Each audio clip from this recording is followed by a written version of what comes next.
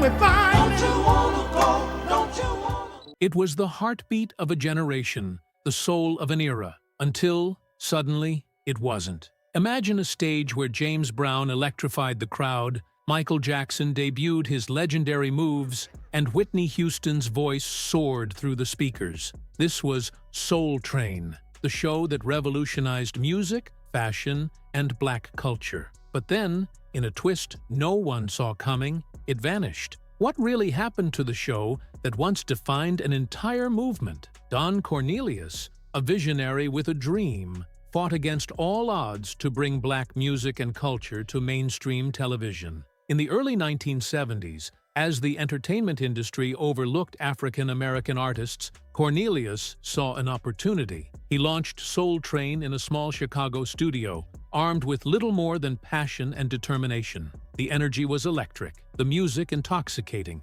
and the dance moves groundbreaking. The audience hooked from the very first episode. Success came fast. By 1971, Cornelius moved the show to Los Angeles, bringing in bigger stars, more funding, and a larger platform. Names like Gladys Knight, Curtis Mayfield, and Stevie Wonder graced the stage, giving America an unfiltered taste of black excellence. The Soul Train line became an instant phenomenon, where dancers showcased their one-of-a-kind moves, turning the show into more than just entertainment. It was a cultural revolution. But Soul Train wasn't just about music. It was a style icon, a trendsetter that influenced everything from clothing to hairstyles. The flamboyant fashion, from oversized afros to shimmering jumpsuits, became a statement of pride and identity. It was more than a show. It was a movement, shaping perceptions and celebrating black culture on an unprecedented scale. For over 3 decades,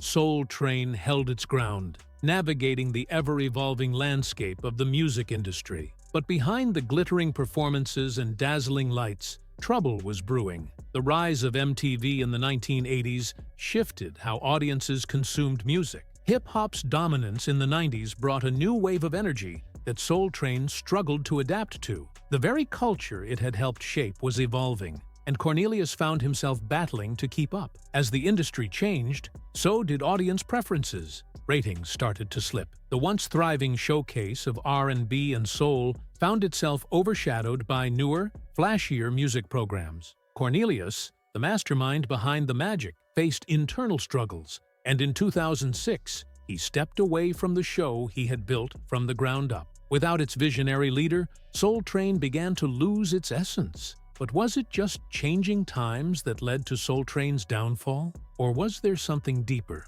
Rumors swirled about behind-the-scenes turmoil, creative differences, and financial troubles. The show that had once been a sanctuary for black artists was now struggling to stay relevant in a shifting industry. Networks that once embraced it began to distance themselves. The final nail in the coffin came in 2008, when Soul Train aired its last episode, marking the end of an era. Yet, even in its absence, its impact remains undeniable. The show may have faded, but its influence is woven into the fabric of music, fashion, and culture. Soul Train paved the way for black artists to be seen, heard, and celebrated. The dance styles, the fashion, the music, it all lives on, embedded in today's pop culture. But what truly led to its demise? Was it the industry's natural evolution, or was there a greater force at play? The truth behind Soul Train's fall is more complex than it seems, and the real story is far from over. In the next chapter, we uncover the deeper struggles, hidden battles, and shocking revelations that sealed its fate. Stay tuned. You won't believe what really happened behind the scenes.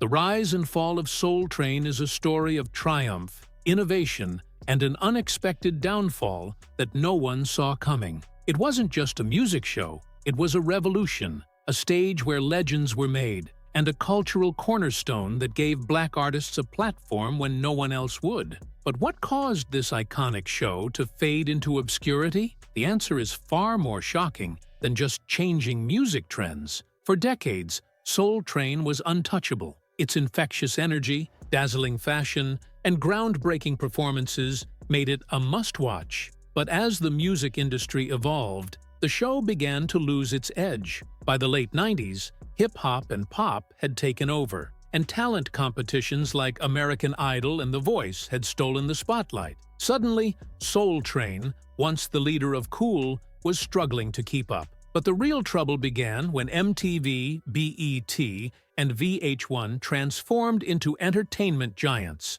offering black artists more visibility than ever. Soul Train no longer held a monopoly on showcasing black talent, and without exclusivity, it lost its strongest appeal. When Don Cornelius stepped down in 1993, the heart of the show left with him. His smooth presence and iconic sign-off, love, peace, and soul, had been irreplaceable. Attempts to revamp the show with new hosts like Shamar Moore simply couldn't recapture its magic. Longtime fans noticed something was missing, and newer audiences were drawn to fresh platforms. The internet explosion in the early 2000s further doomed the show, with YouTube, Napster, and LimeWire making music accessible anytime. The need to wait for a weekly TV broadcast disappeared. Soul Train, once the trendsetter, was now struggling to stay relevant. But nothing could have prepared the world for the final blow, the shocking scandal that sealed Soul Train's fate. Desperate to reclaim its place,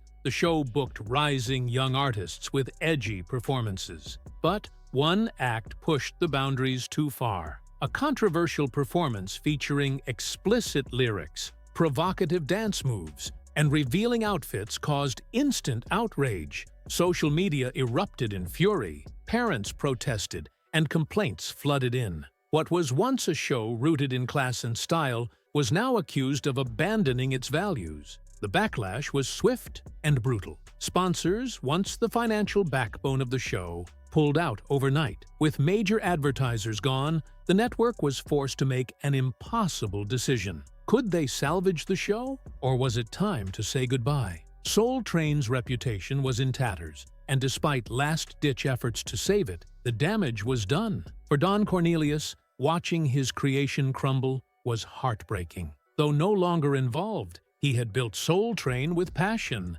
and seeing it fall apart was something he never imagined. In 2006, the inevitable happened. Soul Train aired its final episode, closing the chapter on an era that had shaped generations. But its legacy? That remains unshaken. The show may be gone, but its impact on music, dance, and black culture is eternal. The Soul Train Music Awards continue to honor artists who carry its spirit, proving that its influence is far from over. And what about its iconic style? Decades later, fashion designers still look to Soul Train for inspiration, channeling its bold and vibrant aesthetic into modern trends. Even today's biggest social media dance crazes trace their roots back to the legendary Soul Train line. It was more than just a show, it was a movement that changed entertainment forever. Though it ended in controversy, Soul Train's legacy endures. Fans still reminisce, sharing classic clips,